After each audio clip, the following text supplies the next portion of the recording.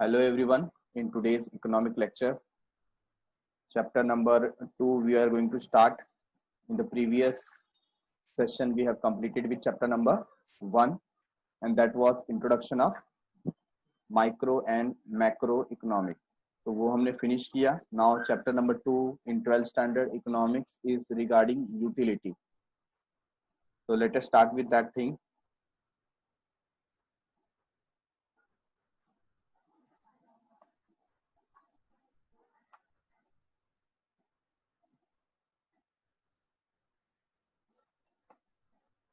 So this is chapter number 2 on page number 8, utility analysis. Student in 11th standard chapter number 1, जब आपने chapter number 1 किया 11th standard में, तो वहां पर कुछ बेसिक्स ऑफ इकोनॉमिक आपको बताया गया था, और उसमें से एक जो पॉइंट था वो था यूटिलिटी का. You might be remembering that कि वहां पर यूटिलिटी का मतलब क्या था. So what is utility and what about this chapter? Utility. As someone said, utility is want satisfying capacity of a commodity.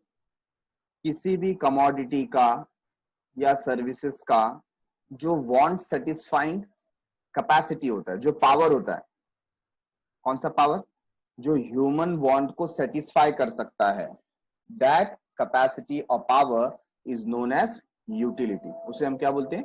Utility बोलते हैं, है ना. तो कोई प्रोडक्ट हो, anything which has a power or capacity to satisfy human want, इंसान की जो जरूरतें हैं उसे पूरे करने की क्षमता कोई भी कमोडिटी के अंदर है, तो उस क्षमता को, कैपेसिटी को हम क्या बोलते हैं? यूटिलिटी बोलते हैं.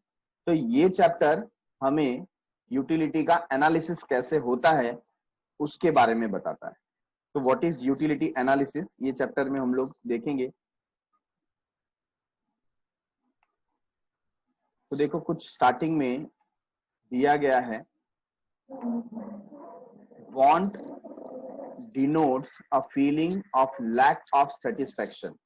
आपकी इच्छा क्या है, ये दिखाता है कि कुछ चीज जो आपको सेटिस्फाई नहीं कर पाया, लैक ऑफ सेटिस्फैक्शन, है ना, तब आपकी इच्छा जागृत होती है. अगर आप सेटिस्फाई हो जाओ तो आप में कोई इच्छा रहेगी नहीं. तो जिस चीज की आप इच्छा रखते हो वही क्या है? वांट है. वांट्स आर अनलिमिटेड, ये तो हमें पता है. और इंडियन कॉन्टेक्स्ट में, है ना, हमें तो बहुत पहले से ही बताया जाता है कि हमारी इच्छाएं कभी खत्म होती नहीं है. इसी चीज को क्या बोला गया है? वांट्स आर अनलिमिटेड, है ना. किसी भी व्यक्ति की इच्छा कभी खत्म होती नहीं है. They are recurring in nature, वो बार बार क्या होती है? रीअकर होती है ना. हमेशा कुछ ना कुछ नया वांट हमारे सामने आ जाता है. आज आपको अच्छा एजुकेशन चाहिए, तो कुछ समय के बाद आपको अच्छा जॉब चाहिए रहेगा, कुछ समय के बाद आपको अच्छा सैलरी चाहिए रहेगा, कुछ समय के बाद आपको अच्छा सेटअप चाहिए रहेगा लाइफ अच्छे से जीने के लिए, है ना. तो ये वांट क्या होती है? हमेशा बढ़ते रहती है. They differ from age, gender, season, habit and culture.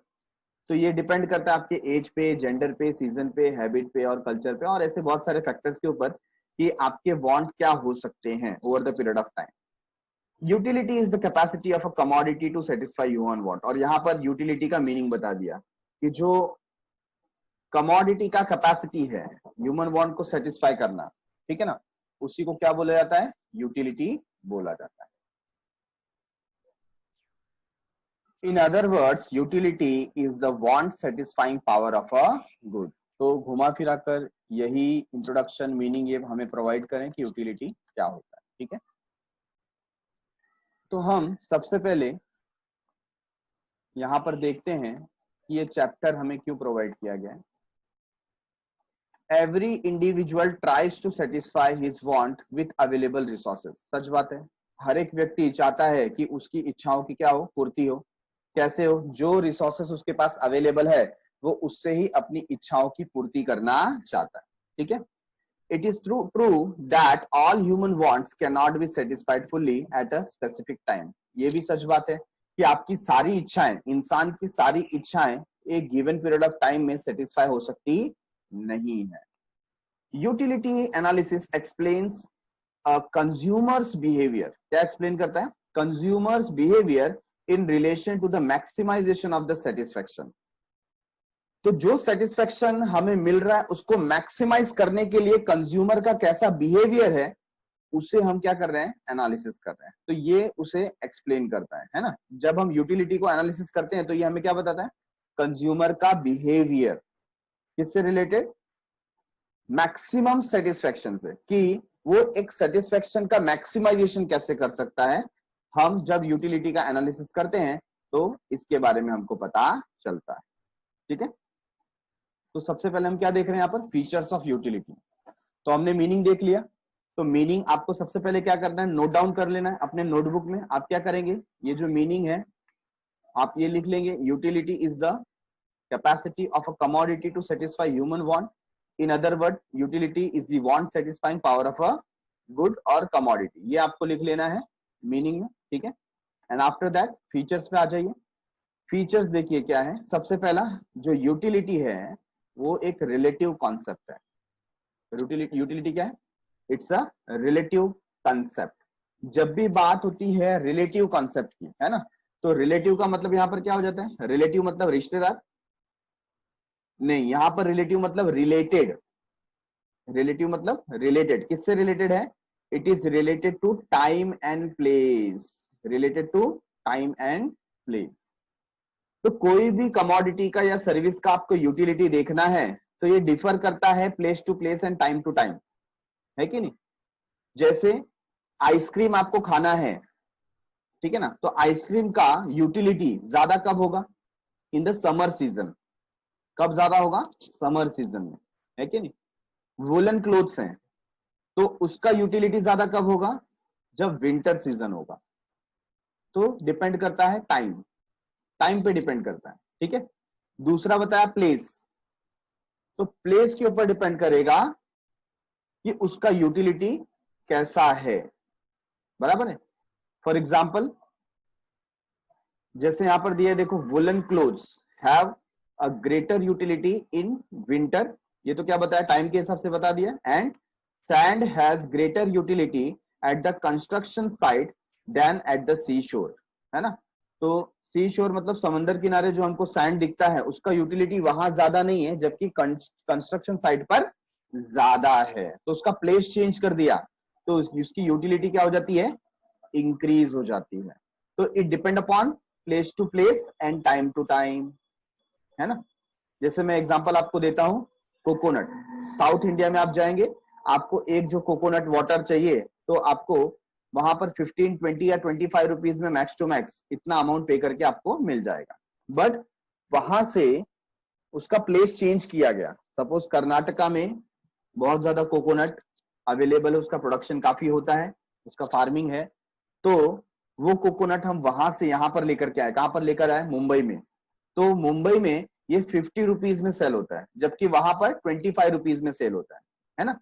तो प्राइस डिफरेंस देखो ऑलमोस्ट कितना हो गया? डबल हो गया, क्योंकि यहां पर उसका यूटिलिटी क्या हो गया? ज्यादा हो गया। यहां पर डिमांड ज्यादा है। तो इट डजंट मीन कि यूटिलिटी का मतलब डिमांड होता है, ठीक है ना। यूटिलिटी का मतलब यहां पर क्या हो जाता है? उसका जो वांट सेटिस्फाइंग कैपेसिटी है, पावर है, वो बढ़ गया। उसका जो वांट सेटिस्फाइंग कैपेसिटी है, पावर है, वो क्या हो गया? इंक्रीज हो गया। क्यों? Just because of change in place, place change होने की वजह से। ओके,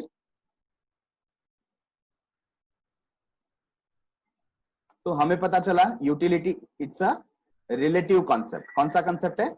रिलेटिव कॉन्सेप्ट है। तो जब भी रिलेटिव कॉन्सेप्ट आएगा तो आपके माइंड में क्या आना चाहिए? It depend upon place to place and time to time, है ना। अलग अलग प्लेस पे अलग अलग समय पर हर एक कमोडिटी का यूटिलिटी क्या होता है? डिफरेंट होता है। बराबर है। Number 2 is utility is subjective concept. Which concept? Subjective. Subjective concept मतलब it depend upon person to person. It depend upon person to person. ठीक है, तो हम क्या बोल सकते हैं कि एक व्यक्ति के लिए किसी चीज का यूटिलिटी है तो दूसरे व्यक्ति के लिए उसका यूटिलिटी शायद नहीं हो सकता है या कम भी हो सकता है। For example, suppose mister Rishabh है, उनको चॉकलेट केक बहुत पसंद है, और मिस्टर पीयूष है तो पीयूष को चॉकलेट पसंद नहीं है। तो जो चॉकलेट केक है वो मिस्टर ऋषभ के लिए ज्यादा यूटिलिटी प्रोवाइड करता है, जबकि मिस्टर पीयूष के लिए वो यूटिलिटी कम प्रोवाइड करेगा। क्यों? It depend upon taste, preferences, likes, dislikes. समझ में आया? तो यहां पर यूटिलिटी क्या है? एक सब्जेक्टिव टर्म है। एक वेजिटेरियन पर्सन है और एक नॉन वेजिटेरियन पर्सन है, ठीक है ना। तो सपोज कहीं पर फिश मार्केट है और वो दोनों फिश मार्केट से जा रहे हैं, तो एक को वहां का जो स्मेल आ रहा है उसको फ्रेग्रेंस जैसा लगेगा, जो नॉन वेजिटेरियन है ना, वो बोलेगा वाह वाह क्या फिश का खुशबू आ रहा है, मन कर रहा है यहां से एक फिश लेकर के जाएं और आज घर में मच्छी फ्राई खाएंगे। हो सकता है। और दूसरा पर्सन जो प्योर वेजिटेरियन है, उसका टेस्ट वैसा नहीं है, उसका प्रेफरेंस वैसा नहीं है, उसका लाइक वैसा नहीं है, उसको क्या होगा? उसको वहां पर बैड स्मेल आएगा, है कि नहीं? और उसके लिए जरा भी वहां पर यूटिलिटी नहीं है। तो it depend upon person to person, hence it's a subjective concept. क्या लिखा है देखो, it is a psychological concept. कैसा? साइकोलॉजिकल, है ना, कुछ मानसिक तौर पर ये जुड़ा हुआ है। Utility differ from person to person.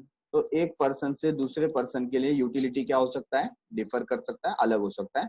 This is due to differences in taste, like, preferences, dislikes, nature, habits, profession etcetera. तो ये कुछ कारण हो सकते हैं जिसकी वजह से ये पर्सन टू पर्सन क्या होता है? डिफर होता है, चेंज होता है। For example, stethoscope has utility to a doctor but not to a layman. Layman मतलब जो कॉमन पर्सन है, आम आदमी है ना, उसके लिए स्टेथोस्कोप कुछ काम का नहीं है। डॉक्टर के पास होता है ना, ईयर में प्लग करके आला जैसे चेक करते हैं, if you have cough, cold, fever, तो वो चेक करता है ना। तो उसका यूटिलिटी किसके लिए? डॉक्टर के लिए। बट लेमैन के लिए उसका कुछ यूटिलिटी नहीं है। तो depend upon person to person. Number 3, ethically neutral concept. Ethically neutral concept, या मैं बोल सकता हूं नो एथिकल कंसेप्ट। क्या बोल सकते हैं इसको? No ethical concept. मतलब यूटिलिटी का एथिक्स से कोई लेना देना नहीं है, उसमें बस वांट सेटिस्फाइंग पावर है। कोई भी कम्युनिटी में क्या है? वांट सेटिस्फाइंग पावर है। अब वो एथिकल है या नहीं हो, या मोरल है या इमोरल है, इससे उसका कुछ लेना देना नहीं है कि नहीं? बस क्या होना चाहिए? वांट सेटिस्फाई होना चाहिए। क्या होना चाहिए? वांट सेटिस्फाई होना चाहिए। उतना उसमें पावर है या नहीं है, उसी को हम यूटिलिटी बोलेंगे। ठीक है, तो एथिकली न्यूट्रल कंसेप्ट क्या बोलता है ये? The concept of utility has no ethical consideration. उसका एथिक्स से कोई लेना देना नहीं है। It is a morally colourless concept. ये मोरल इमोरल चीजें देखता नहीं है, इट इज कलरलेस। ठीक है, the commodity should satisfy any want of a person without consideration of what is good और बैड। ये वो नहीं देखता कि क्या अच्छा है क्या खराब है, क्या डिजायरेबल है क्या अनडिजायरेबल, मतलब क्या होना चाहिए क्या नहीं होना चाहिए, है ना। देखो बहुत ही अच्छा एग्जांपल दिया है। For example, a knife has utility to cut fruits and vegetable. एक जो नाइफ होता है ना, जिसे हम छुरी या चाकू बोलते हैं, उससे आप फ्रूट्स या वेजिटेबल कट कर सकते हैं, ये उसका यूटिलिटी है। As well as it can be use to harm someone, या उससे किसी को नुकसान भी पहुंचाया जा सकता है ना। कोई क्रिमिनल माइंडसेट का होगा तो वो नाइफ को देखेगा तो उसके दिमाग में अतरंगी ख्याल आएंगे। Both wants are different, of different nature but are satisfied by the same commodity. दोनों वांट क्या है? अलग है, बट सेम कमोडिटी से वो क्या होते हैं? सेटिस्फाई होते हैं। दस यूटिलिटी इज एथिकली न्यूट्रल, या आप बोल सकते हैं utility has no ethical significance. उसमें एथिक्स जैसी कोई चीज होती नहीं है। Got it everyone? Point number 4, utility differs from usefulness. देखो अभी बहुत बार ये जो वर्ड है यूटिलिटी और यूजफुलनेस, ये जो दो वर्ड है, एक है यूटिलिटी दूसरा है यूजफुलनेस, दोनों वर्ड को हम लोग अल्टरनेट बेसिस पे एक दूसरे का सिनोनिम करके यूज करते हैं, but that is not a reality, है ना। यूटिलिटी और यूजफुलनेस ये दो अलग चीजें हैं। कैसे, देखो ये लिखा है, utility is the capacity of commodity to satisfy human want. Utility क्या है, किसी कमोडिटी का पावर है ह्यूमन वांट को सेटिस्फाई करने का, ठीक है। Whereas usefulness indicate value in use of the commodity, जबकि यूजफुलनेस क्या है, एक्चुअली यूजफुलनेस मतलब उसकी उपयोगिता, फायदा, आपको उसको लेने से क्या फायदा हुआ, ठीक है ना। तो ये दोनों चीज अलग है। कैसे, एग्जाम्पल दिया देखो, milk has both utility as well as usefulness. अगर आप मिल्क लेते हैं तो आपको क्या मिलता है, आपको प्रोटीन मिलता है, ठीक है, और आपके लिए फायदा भी है। तो दोनों है, उसमें यूटिलिटी भी है और यूजफुलनेस भी है ना। उसमें वांट सेटिस्फाइंग पावर भी है और आपको फायदा भी मिलता है। But while liquor has utility only to an addict, तो जो एडिक्ट है उसको ही लीकर क्या देने वाला है, यूटिलिटी देने वाला है, बट हैज नो यूजफुलनेस। लेकिन क्या ये लीकर, लीकर मतलब अल्कोहल, है ना, दारू पीने की वजह से क्या उसको कोई बेनिफिट मिलने वाला है, नहीं, उल्टा उसके हेल्थ के लिए ये क्या है, हार्मफुल है। It is harmful for his health, बराबर है।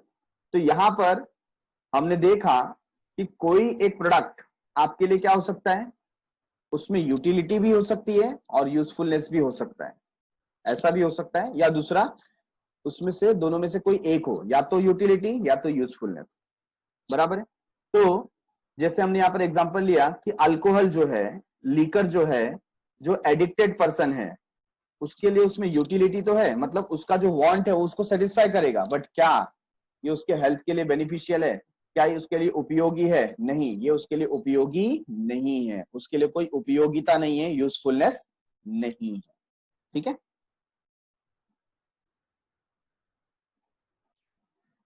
Point number 5, utility differ from pleasure. Pleasure मतलब मजा आना कोई भी चीज में, जैसे किसी को क्रिकेट खेलने में मजा आ रहा है, किसी को वीडियो गेम प्ले करने में मजा आ रहा है, किसी को पढ़ाई करने में मजा आ रहा है, नहीं सर पढ़ाई करने में किधर मजा आता है ना, उसमें तो सजा मिलती है। तो यहां पर यही चीज है, यूटिलिटी आपका जो वांट है उसको सेटिस्फाई करने का हो सकता है उसमें पावर हो, बट हो सकता है उसमें मजा ना आए, है ना। जैसे एजुकेशन, वी नो कि एजुकेशन जब हम लेते हैं तो हमारे लिए बहुत सारे डोर्स ओपन हो जाएंगे, हमें एक बेटर लाइवलीहुड अर्न करने को मिलेगा, है ना। अच्छे से हमने पढ़ाई किया तो हमारा लाइफ सेट हो सकता है, अच्छा इनकम जनरेट हो सकता है, तो ये हमारे लिए क्या है, यूटिलिटी है। बट क्या ये पढ़ाई हमें प्लेजर देता है, तो बहुत कम ऐसे स्टूडेंट होंगे जिनको स्टडी करते हुए मजा आता है कि नहीं। बहुत लोग को बोर होता है, जबरदस्ती बिठाना पड़ता है, पेरेंट्स बोल बोल के थक जाते हैं, मतलब यूटिलिटी तो है एजुकेशन में बट प्लेजर नहीं है कि नहीं। तो यही लिखा हुआ है, यूटिलिटी डिफर फ्रॉम प्लेजर। तो देखो क्या लिखा है यहां पर, a commodity may possess utility but it may not give any pleasure to the consumer. तो उसमें यूटिलिटी हो सकती है बट हो सकता है कि उसमें कोई मजा ना आए, है ना। For example injection for a patient, हम पेशेंट को क्या लगाते हैं, इंजेक्शन देते हैं, है ना, हम मतलब doctor, has utility because it cures the ailment but it hardly gives any enjoyment और प्लेजर टू हिम, है ना।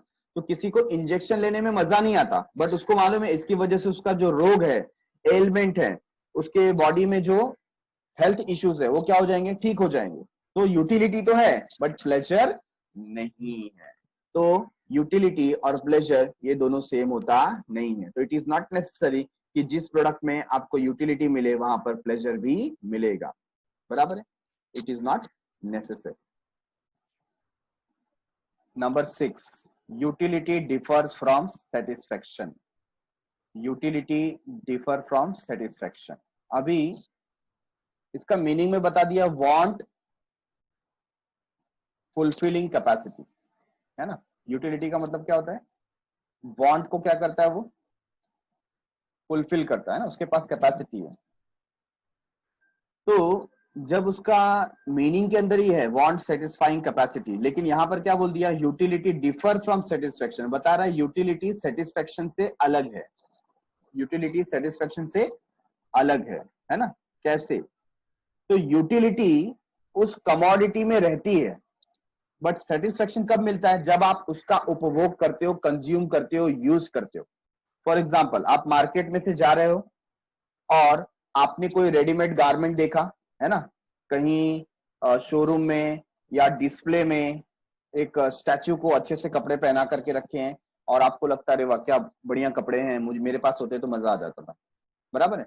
तो वो जो आपने ड्रेस मटेरियल देखा, आपको देख करके बहुत अच्छा लगा, उसमें यूटिलिटी है, उसमें वांट सेटिस्फाइंग पावर है, बट सेटिस्फाई कब होगा? जब आप उसको परचेस करके कंज्यूम मतलब वेयर करोगे, है ना, जब आप पहनोगे तब आप सेटिस्फाई होगे, बराबर है ना?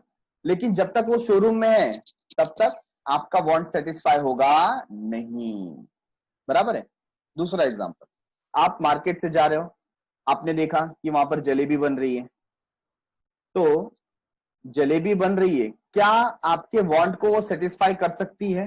क्या उसके पास कैपेसिटी है? बिल्कुल है, दैट मीन्स उसके पास यूटिलिटी है। बट आप सेटिस्फाई कब होंगे? जब आप वो परचेस करोगे, उसको कंज्यूम करोगे, तब आप सेटिस्फाई होगे। खाली देखने से तो आपको सेटिस्फेक्शन मिलने वाला है क्या? नहीं। तो कमोडिटी में यूटिलिटी है, but it differ from satisfaction. Satisfaction कब आएगा? जब आप उसको कंज्यूम करोगे, ठीक है? Utility is a cause of consumption. Utility क्या है? Cause of consumption. Utility consumption का कारण है कि नहीं? हम कोई चीज कंज्यूम क्यों करते हैं? क्योंकि उस कमोडिटी के अंदर वांट सेटिस्फाइंग पावर होती है, तो उसका कारण है। Satisfaction is the end result of consumption, जबकि सेटिस्फेक्शन क्या है? वो एंड रिजल्ट है कंजम्पशन, कंज्यूम करने के बाद। मतलब यूटिलिटी कंजम्पशन के पहले भी होती है, कंजम्पशन के बाद भी होती है, बट सेटिस्फेक्शन हमेशा कंजम्पशन के बाद होता है। इट इज आफ्टर कंजम्पशन, है कि नहीं? They are interrelated but still different concept. दोनों एक दूसरे से जुड़े हुए हैं बट फिर भी अलग हैं। For example, a thirsty person drinks a glass of water since water has the capacity to satisfy thirst. एक कोई प्यासा व्यक्ति होगा, वो पानी पीता है, तो उसको क्या मिलेगा? सेटिस्फेक्शन मिलेगा, क्योंकि उसके पास कैपेसिटी है, want satisfying power. Utility of water is the cause of consumption. जो उसके अंदर यूटिलिटी था, वो कारण था कंजम्पशन का था, वो प्यास बुझा सकती थी, इसलिए हमने उसे पिया, है कि नहीं? And the satisfaction derives is the end result of consumption. आपको सेटिस्फेक्शन कब मिलेगा? जब आप उसे कंज्यूम कर लोगे, है कि नहीं? अभी पानी में यूटिलिटी है, बट आपको कोई 2 चम्मच पानी ला करके दे देगा, क्या आप सेटिस्फाई हो जाओगे? नहीं। आप बोलोगे अरे बहुत प्यास लगी, कम से कम 2 ग्लास पानी तो पिलाओ, तब जाके सेटिस्फेक्शन आएगा। मतलब वाटर में वांट सेटिस्फाइंग कैपेसिटी है, बट आपको सेटिस्फेक्शन कब मिलेगा? It's an and result.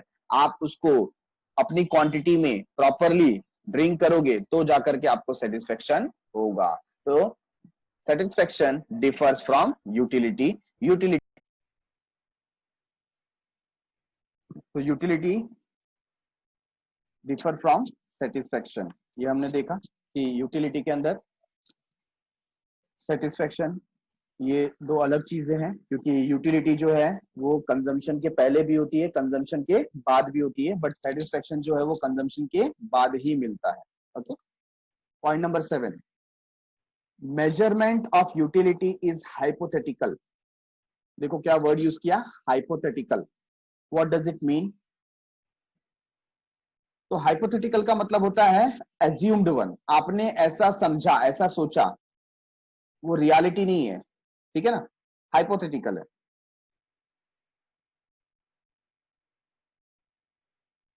जैसे कोई चीज या वस्तु वहां पर नहीं है, बट आप ऐसा सोचते हो कि ये वहां पर है, उसे हम क्या बोलेंगे? हाइपोथेटिकल।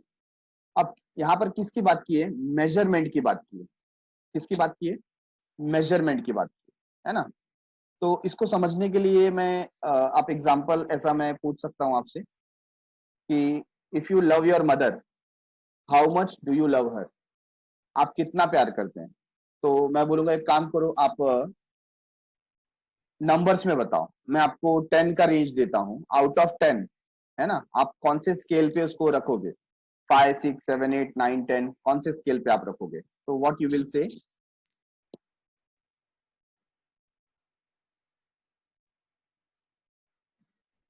Parent, any parent.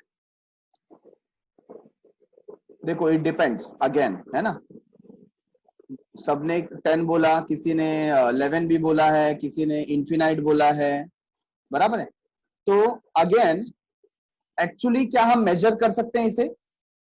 नहीं, हम मेजर कर सकते नहीं है। फिर भी मैंने एक एजम्पशन डाल दिया, चलो हम मेजर कर सकते तो 10 के स्केल में बताओ, है कि नहीं? तो यहां पर कुछ लोग बोलते हैं कि नहीं नहीं सर, 10 में भी कैसा हो सकता है, इन्फिनाइट, है ना, कैसा है, इन्फिनाइट है। मतलब क्या हो रहा है, actually it is not measurable, ये मेजरेबल नहीं है। बट फिर भी हम एक ऐसा एजम्पशन रखते हैं कि अगर मेजर कर सकते तो, अगर मेजर कर सकते तो कितने पे करते थे? क्यों? क्योंकि हमको क्या करना है, एक लॉ को अंडरस्टैंड करना है। क्या करना है? लॉ को अंडरस्टैंड करना है। चलो हम, मैंने तो आपको ऐसा पूछा, लेकिन अभी इसमें अगर एक कंपैरिजन डाल दे, हम 100 लोगों के ऊपर ऐसा एक सोशल स्टडी करते हैं, हम उनको कैसा क्वेश्चन पूछेंगे कि आपको किससे ज्यादा प्यार है, अपने मम्मी से या अपने डैडी से, ठीक है ना? तो वो जो 100 होंगे, सबका आंसर क्या रहेगा, अलग अलग रहेगा, है ना। हो सकता है कुछ लोग ऐसे बोले हम इक्वल प्यार करते हैं, बट अगर स्केल रखा जाए, है ना, तो उसमें कोई बोलेगा कि डैड के केस में 7 नंबर है या 8 नंबर है, बट मॉम के केस में 10 आउट ऑफ 10 है। ऐसा भी हो सकता है। बट क्या इन रियलिटी आप मेजर कर सकते हो क्या? नहीं कर सकते हो। बट इस सोशल स्टडी को समझने के लिए हम लोग को कुछ उसको स्केलिंग तो देना पड़ेगा ना। तो ये जो स्केलिंग हम दे रहे हैं, इसको हम लोग क्या बोलते हैं, हाइपोथेटिकल स्केलिंग। एक्चुअली ऐसा कोई स्केल होता नहीं है कि नहीं। मैंने आपको नंबर दिया, मैं बोलूंगा अच्छा एक काम करो, किलो के भाव से बोलो, आप अपनी मम्मी से कितना किलो प्यार करते हो? तो कोई बोलेगा मैं 1000 किलो प्यार करता हूँ, है ना, मैं 20 किलो प्यार करता हूँ, 50 किलो प्यार करता हूँ। क्या ऐसे हम लोग उसको मेजर कर सकते हैं? इन रियलिटी नहीं, हम उसको मेजर कर सकते नहीं है। बट कोई सोशल स्टडी के लिए हमको क्या करना पड़ता है, उसको समझने के लिए हाइपोथेटिकली, मतलब ऐसा समझने के लिए समझो कि शायद हम अगर मेजर कर सकें तो हम एक कंक्लूजन पे पहुंचेंगे, है ना, एक सोशल स्टडी हो सकता है। तो सिमिलरली यहाँ पर यूटिलिटी भी कैसा है, इंटेंजिबल है। यूटिलिटी कैसा है, इंटेंजिबल। कोई भी प्रोडक्ट का यूटिलिटी आप मेजर नहीं कर सकते। तो देखो यहाँ पर वही लिखा है, utility is an abstract concept. कैसा कंसेप्ट है, abstract, you can not see it, intangible है। कार्डिनल और numerical measurement of utility is not possible, आप उसको काउंट नहीं कर सकते। ऐसा कोई वस्तु है क्या आप उठा के 1, 2, 3, 4 ऐसा काउंट कर सकते हैं? उसको नहीं कर सकते। या ऐसा कोई लिक्विड जैसा तो है नहीं कि उसको हम देख रहे हैं 2 लीटर है, यूटिलिटी 5 लीटर है, ऐसा हम उसको कार्डिनली मेजर कर सकते हैं क्या? नहीं। तो numerically or cardinally we can not measure utility, है ना। एग्जाम्पल दिया देखो, a thirsty person after drinking water may derive higher or lower level of utility. तो एक जो प्यासा व्यक्ति है, पानी की पीने के बाद उसको ज्यादा यूटिलिटी भी मिल सकती है, कम यूटिलिटी भी मिल सकती है, डिपेंड। दस utility can only B experience, utility को सिर्फ एक्सपीरियंस किया जा सकता है। एंड फाउंड इधर पॉजिटिव, जीरो और नेगेटिव, या तो वो पॉजिटिव हो सकता है, जीरो भी हो सकता है और नेगेटिव भी हो सकता है। Negative utility is called disutility. अगर नेगेटिव यूटिलिटी हो गई मतलब वो क्या हो जाता है, डिस यूटिलिटी हो गई, मतलब हेट जहां पर आपका स्टार्ट हो जाता है कि नहीं। फिर से हम लोग कंजम्पशन के ऊपर आ जाते हैं कि कोई स्टूडेंट, हमने एक बार 10th स्टैंडर्ड का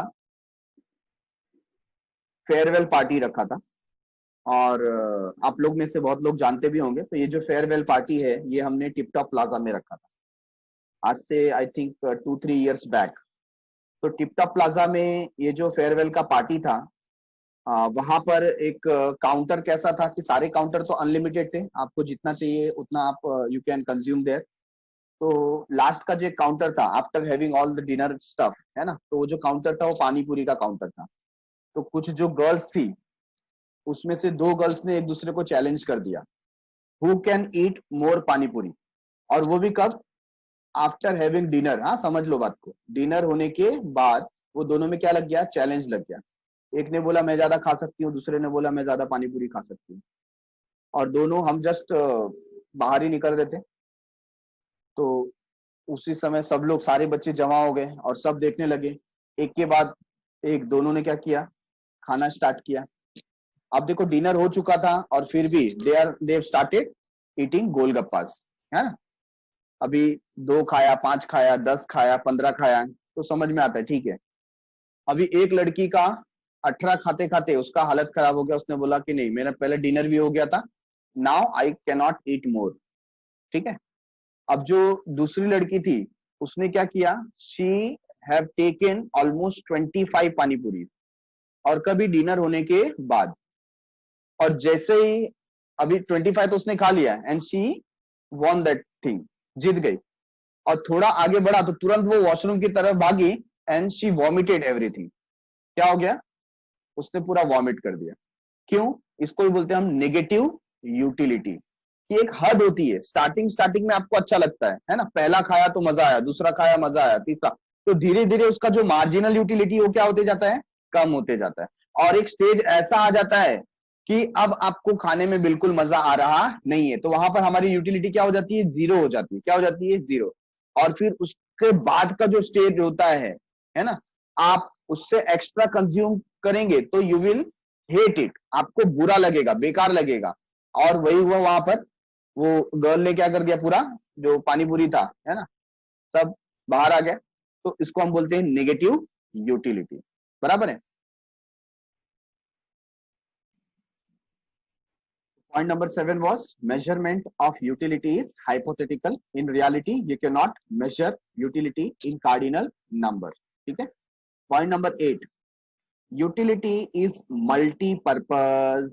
ये तो बहुत ही इजी है, बहुत ही आसान है। कोई भी कमोडिटी सिंगल यूज के लिए होता नहीं है। जैसे मिल्क है ना, अभी मिल्क आप ऐसे भी कंज्यूम कर सकते हो, या मिल्क से आप मिल्क शेक बना के कंज्यूम करो, या मिल्क से आप कोई और कंज्यूमेबल प्रोडक्ट बना सकते हो, आइसक्रीम बना सकते हो, मिल्क से कंडेंस्ड मिल्क बना सकते हो, है कि नहीं। तो एक ही प्रोडक्ट है लेकिन उसका वेरियस यूटिलिटी हो सकता है। तो यहां पर यही बताया, utility is multipurpose. A commodity can satisfy the want of more than one person. It can also be put to several usage, है ना। उस commodity को हम different different type से use कर सकते हैं। For example, electricity can be used to serve many purpose and for many people at the same point of time. तो जो electricity है उससे फैन चलाना है, आप फैन चला सकते हो, किसी को एसी रन करना है, किसी को ट्यूबलाइट चलाना है ना, किसी को म्यूजिकल इंस्ट्रूमेंट प्ले करना है इलेक्ट्रिसिटी की मदद से। तो it depend upon the person how he uses it. तो यहाँ पर वही चीज बताया गया कि कमोडिटी एक हो सकती है बट उसके यूसेज बहुत सारे हो सकते हैं, तो मल्टीपर्पज होता है utility. Utility depends upon intensity of want. Utility depends upon the intensity of want. आप कितने ज्यादा इच्छुक हैं, है ना, आपके अंदर इंटेंसिटी कितनी है, उस पर डिपेंड करता है कि आपको यूटिलिटी कितनी मिलेगी। अभी रेनी सीजन चल रहा है और आप देखेंगे आपको दिन भर में जो थर्स्ट है, प्यास है, बहुत कम लगती है कि नहीं। तो may be not more than 1 litre of water you are consuming in a day. 1 litre से ज्यादा आप शायद नहीं कंज्यूम करते होंगे। बट सिमिलरली जो समर टाइम होता है ना, इसके पीछे हम 2-3 महीने पीछे जाएं तो इतनी ज्यादा गर्मी पड़ रही थी, है ना, वहां पर क्या होता था, 2 to 3 लीटर्स ऑफ वाटर हम क्या करते थे, कंज्यूम करते थे। तो इट डिपेंड अपॉन इंटेंसिटी। तो यूटिलिटी आपको कितना मिल रहा है, आप घर पे बैठे हो तो आपको कितनी प्यास लगी है, ये डिफर हो सकती है कि आप बाहर धूप में 4 घंटे से घूम रहे हो और आपको कहीं पानी की एक बूंद नजर नहीं आ रही है, तो हो सकता है उस समय आपका जो इंटेंसिटी है वो बहुत ज्यादा हो, है ना। तो आप घर पे बैठ के पानी पी रहे हो, उसका यूटिलिटी अलग होगा, और आप 4 घंटे के बाद धूप में घूमने के बाद आप जब पानी पीते हो उसका इंटेंसिटी, उसका यूटिलिटी क्या होगा, अलग होगा। तो यहां पर वही चीज बोला गया है, utility depends upon the intensity of want. More intense the want, greater will be the utility. जितना ज्यादा आपको इंटेंसिटी होगा उतना ज्यादा आपको वहां से क्या मिलेगा, यूटिलिटी मिलेगा। As and when the urgency of want declines, utility diminishes. जैसे जैसे उसकी अर्जेंसी खत्म होने लगती है, यूटिलिटी भी उसमें से क्या होती है, कम होती जाती है। For example, a hungry person finds more utility in food than a person who is not hungry. एक भूखा व्यक्ति, उसको खाने में ज्यादा यूटिलिटी मिलेगी जबकि जिसका पेट भरा हुआ है उसको यूटिलिटी खाने में बहुत कम होगी। तो it depend upon intensity of want.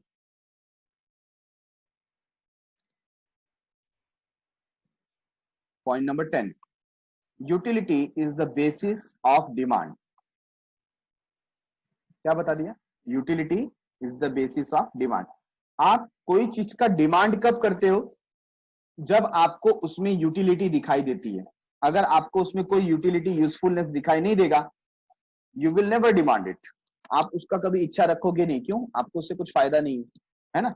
तो डिमांड कब इंक्रीज होता है? जब उस प्रोडक्ट के अंदर क्या आती है? यूटिलिटी आती है। तो यहां पर इसके लिए बोला है utility is the basis of demand. Demand का जो बेस है वो क्या है? यूटिलिटी है।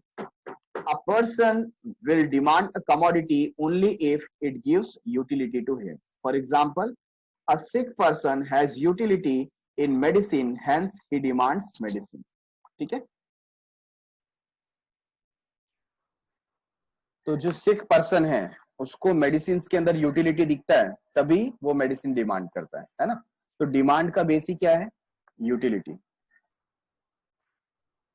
सो we have completed with 10 points here. एक एक करके हम रिवाइज करेंगे। See that if you can remember it. Point number 1 क्या था? Relative concept. Point number 2 subjective concept. ठीक है। Point number 3 utility has no ethical significance. Point number 4 utility is different from usefulness. Point number 5 utility is different from pleasure. Point number 6 utility is different from satisfaction. Point number 7 utility has no measurement or measurement of utility is hypothetical. Point number 8 utility is multi-purpose. Point number 9 utility depends upon intensity of want. And point number 10 utility is the basis of demand. ठीक है। तो ये features of क्या हो गया? Utility हो गया। Next thing is types of utility. हमने फीचर्स ऑफ यूटिलिटी देखा, 10 पॉइंट्स देखा। Now we are going towards types of utility. Utility के कितने टाइप्स है? Again an important question exam point of view. ये चैप्टर बहुत इंपॉर्टेंट है। आगे आने वाले 3-4 चैप्टर तक इसका क्या रहेगा? आपको यूज होता रहेगा। ये जब आप बाय हार्ट कर लेते हो तो आगे के जो चैप्टर्स है, कंज्यूमर बिहेवियर, डिमांड, सप्लाई, सब जगह पर आपको ये यूज में आने वाला है। ठीक है। तो नेक्स्ट जो इंपॉर्टेंट क्वेश्चन है वो है टाइप्स ऑफ यूटिलिटी। तो यूटिलिटी के क्या टाइप्स है? पहला है फॉर्म यूटिलिटी। विच यूटिलिटी? Form utility. तो फॉर्म यूटिलिटी का मतलब क्या होता है? जब भी किसी कमोडिटी का हम फॉर्म चेंज कर दें, है ना, वो जिस फॉर्म में है उसे चेंज कर दे। फॉर एग्जांपल हमारे पास सैंड है या मड है, तो मड को चेंज करके आप देखते हैं पॉटर जो होता है वो पॉट क्रिएट करता है कि नहीं। तो उसने क्या किया? मड से पॉट क्रिएट किया, तो उसने उसका फॉर्म चेंज कर दिया, उसका साइज चेंज कर दिया, उसका शेप चेंज कर दिया। तो साइज, शेप, कलर, टेस्ट, ये सब चेंज करने की वजह से उसके यूटिलिटी में जो इंक्रीमेंट होता है उसे हम बोलते हैं फॉर्म यूटिलिटी। क्या बोलते हैं? Form utility. ठीक है। When utility is created due to change in the shape or structure of an existing material, it is called form utility. उसे क्या बोलते हैं? Form utility. तो किसी भी वस्तु का, कमोडिटी का साइज, शेप, कलर, स्ट्रक्चर, है ना, आप क्या करते हो? चेंज करते हो, और उसकी वजह से उसका क्या होता है? यूटिलिटी बढ़ जाता है। देखो यहां पर एग्जांपल कैसा दिया है? टॉयज मेड ऑफ क्ले, है ना। क्ले का यूटिलिटी कम है, बट उससे जब टॉयज बन जाता है तो उसका यूटिलिटी बढ़ जाता है ना। वुड का यूटिलिटी कम है, बट उससे क्या बन जाता है? चेयर बन जाता है, टेबल बन जाता है, पेपर बन जाता है, तो उसका यूटिलिटी बढ़ जाता है। तो जैसे आप उसका फॉर्म चेंज करते हो उसके यूटिलिटी में इंक्रीमेंट हो जाता है। ठीक है। तो उसे, इस यूटिलिटी को हम बोलते हैं form utility. Point number 2 place utility. तो प्लेस यूटिलिटी का तो हमने एग्जांपल पहले ले लिया। जैसे हमने बोला था कि कोकोनट है, तो साउथ इंडिया में जो कोकोनट है ना, वहां पर उसका यूटिलिटी कम है। जब हम उसको शिफ्ट करते हैं जहां पर डिमांड ज्यादा है, ऑटोमेटिकली उसका क्या हो जाता है? प्राइस बढ़ जाता है ना, क्योंकि यूटिलिटी बढ़ गई। दूसरा हमने किसका देखा था, वुलन क्लोथ का। तो ऐसी जगह जहां पर गर्मी ज्यादा है वहां पर वुलन क्लोथ का यूटिलिटी कम होता है। बट ऐसी जगह जहां पर क्या होता है, ठंडी जगह है ना, जहां पर हमेशा ज्यादातर विंटर सीजन होता है, हम फॉरेन कंट्रीज में देखते हैं जहां पर बर्फ वगैरह पड़ती है, वहां पर वुलन क्लोथ का यूटिलिटी क्या होगा, इंडिया के मुकाबले ज्यादा होगा। तो जैसे ही प्लेस चेंज होता है तो उस प्रोडक्ट की यूटिलिटी क्या हो जाती है, बढ़ जाती है ना। यहाँ पर देखो जैसे अल्फांसो मैंगो का दिया है, यहाँ पर फोटो दिया है, तो अल्फांसो मैंगो आप देखेंगे तो यहाँ पर इंडिया में 2 दर्जन आप अल्फांसो मैंगो लेंगे, हापुस आम जिसे बोलते हैं, तो लगभग उसका जो कॉस्ट आएगा वो 1000 से 1500 रुपीज के बीच में रहेगा, ठीक है। बट यही अल्फांसो मैंगो क्या होता है, जब हम एक्सपोर्ट करते हैं फॉरेन कंट्री में जहां पर ये अवेलेबल नहीं है इस क्वालिटी में, वहां पर वी फेच मोर प्राइस, है ना, वहां पर हमको इसी का 2500 से 3000 रुपए तक का इंडियन रुपीज में वैल्यू मिल सकता है। तो प्लेस यूटिलिटी का मतलब क्या होता है, जब आप किसी कमोडिटी का प्लेस चेंज करते हो उसकी वजह से उसके यूटिलिटी में इंक्रीमेंट होता है। When utility of a commodity increases due to the change in its place, it is called place utility. For example, woollen clothes have more utility at cold places than a warm place. देखो woollen cloth का यहाँ पर example दिया है। Transport create place utility, transportation के through हम क्या create करते हैं, प्लेस यूटिलिटी क्रिएट करते हैं, ठीक है ना। जैसे वर्कर्स है ना, वर्कर्स जो अपने नेटिव प्लेस पे रहते हैं जहां पर जॉब अपॉर्चुनिटीज इतनी नहीं है ना, तो वो जब शिफ्ट होते हैं मेट्रो सिटीज में वहां पर उनको बेटर पे मिलता है। क्यों शिफ्ट हो रहे हैं, क्योंकि वहां पर जॉब अपॉर्चुनिटीज हैं। तो ट्रांसपोर्टेशन के यूजेज की वजह से उनकी यूटिलिटी क्या हो गई, बढ़ गई, है कि नहीं। तो transport create place utility. Next is service utility. Which utility, service utility. तो सर्विस यूटिलिटी तो बहुत ही सिंपल है, यहाँ पर एक्चुअली फोटो देने की भी जरूरत नहीं थी, हम छोटे बच्चे नहीं है, वी नो। तो जब भी प्रोफेशनल अपने सर्विसेज प्रोवाइड करते हैं, जैसे डॉक्टर्स है, टीचर्स है, लॉयर्स है, ऑटोमेटिकली क्या क्रिएट होता है, सर्विस यूटिलिटी क्रिएट होता है। Service utility arises when personal services are rendered by various professionals, for example services of doctor, teachers and lawyers, है ना। तो बहुत ही इजी था। knowledge utility, number 4, when a consumer acquires knowledge about a particular product, it is called as knowledge utility। कोई भी consumer किसी product से रिलेटेड जब नॉलेज एक्वायर करता है उसे क्या बोलते हैं, knowledge utility. For example, utility of a mobile phone or a computer increases when a person knows about it various function, है ना।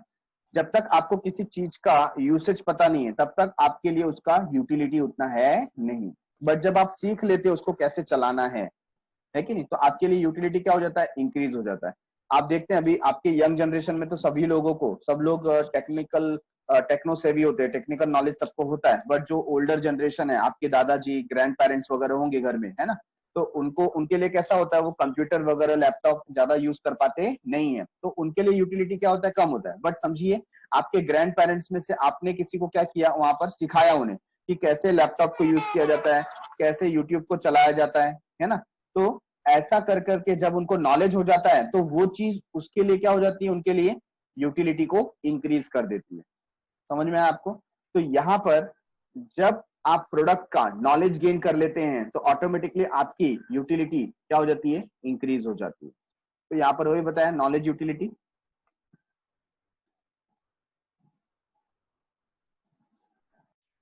तो नॉलेज यूटिलिटी के बाद position utility, point number 5, position utility. Position मतलब अपने पास रखने का अधिकार। Position utility arises when the ownership of goods is transfer.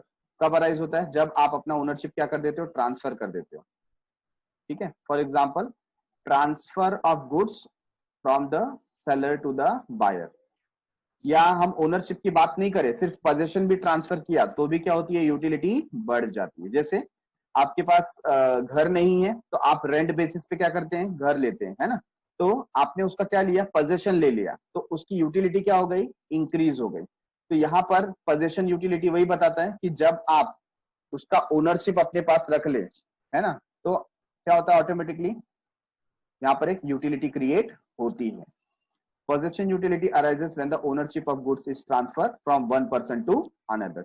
एक पर्सन से दूसरे पर्सन के पास जब ओनरशिप राइट जाता है तब हम उसको क्या बोलते हैं?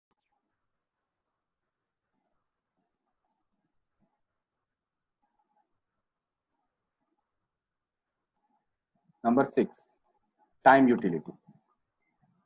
Time utility as we know कि जब भी किसी चीज का टाइम चेंज होता है ना, और टाइम के चेंज होने की वजह से उसका क्या बढ़ गया, यूटिलिटी इंक्रीज हो गया, तो हम उसे क्या बोलते हैं? Time utility. जैसे same woollen cloth. Woollen cloth जो विंटर सीजन है वहां पर उनका क्या हो जाता है, यूटिलिटी इंक्रीज हो जाता है as compare to summer season, है कि नहीं? तो ये क्या हुआ, change of time, time change हो गया. वैसे ही आपने देखा है जो कमोडिटी होती है, कंज्यूमेबल्स, है ना, जैसे एग्रीकल्चरल कमोडिटी है, तो आपने देखा होगा बहुत सारी कमोडिटी को क्या किया जाता है, वेयर हाउसिंग किया जाता है. क्यों वेयर हाउसिंग किया जाता है? सही समय का इंतजार किया जाता है कि नहीं?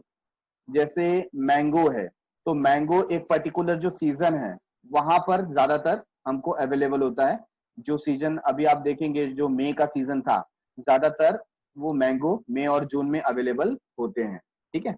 But over the period of time, है ना, आप देखेंगे अगस्त सितंबर में मैंगो तो मिलता नहीं. बट हमको जो मैंगो के प्रोडक्ट है, माजा हो गया, है ना, और ऐसे जो भी मैंगो ड्रिंक्स हैं वो हमें मिलते हैं. वो कैसे मिलते हैं? थ्रू आउट द ईयर, क्योंकि उन्हें स्टोर करके रखा गया, ठीक है. तो जब सीजन था तो ये चीपली अवेलेबल थे, बहुत ही सस्ते दामों पे अवेलेबल थे, तो इसको क्या कर दिया जाता है, स्टोर कर दिया जाता है. तो फार्मर्स इसे स्टोर कर देते हैं और throughout the year, time to time उसे क्या करते हैं, सेल करते हैं एट हायर प्राइस. तो उसका टाइमिंग चेंज होता है, किसकी वजह से? वेयर हाउसिंग की वजह से. तो वेयर हाउस क्या क्रिएट करता है? Time utility. When the utility of a commodity increases with the change in its time of utilization, it is called as time utility. For example, a student has more utility for textbook during examination. देखो क्या आपके लिए सटीक example दिया है यहाँ पर. Exam के टाइम पे आपके लिए टेक्स्ट बुक का बहुत ज्यादा क्या हो जाता है, यूटिलिटी इंक्रीज हो जाता है in the as compare to vacation, है ना. वेकेशन में यूटिलिटी कम है, बट एग्जाम टाइम पे उसकी यूटिलिटी बहुत ज्यादा है.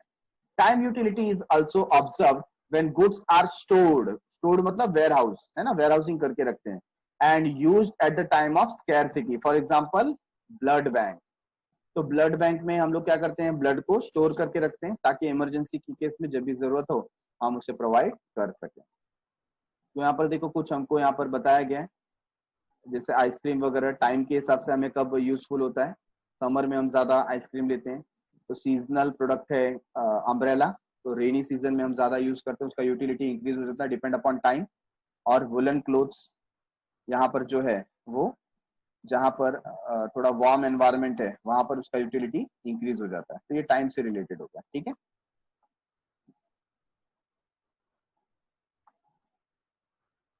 तो हमने 6 पॉइंट्स यहाँ पर देखे.